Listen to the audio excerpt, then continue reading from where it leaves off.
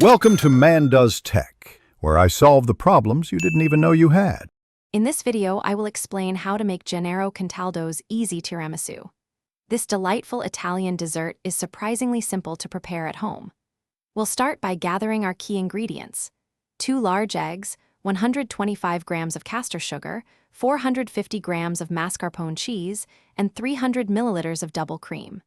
For the coffee, you'll need 200 milliliters of espresso, 2 tablespoons of coffee liqueur, and 2 tablespoons of sugar, plus about 40 savoiardi biscuits.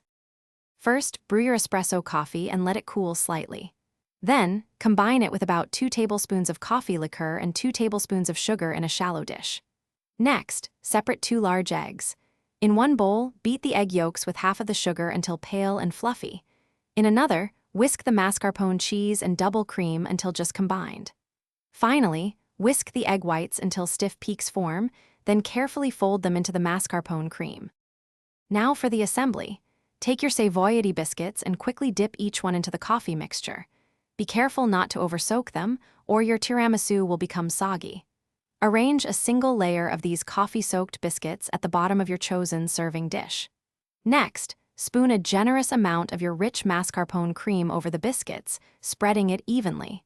Repeat this process, creating alternating layers of biscuits and cream, ensuring the top layer is always the creamy mascarpone. To finish, dust the top layer of your tiramisu generously with good quality cocoa powder or freshly grated dark chocolate. Now, the most important step: chilling. Place your tiramisu in the refrigerator for a minimum of 6 hours. This allows the flavors to meld beautifully and the cream to set perfectly. For an even deeper flavor, you can chill it for up to 24 hours. Serve this exquisite dessert cold and enjoy your homemade Italian treat. Thanks for watching. If you found this helpful, don't forget to like and subscribe.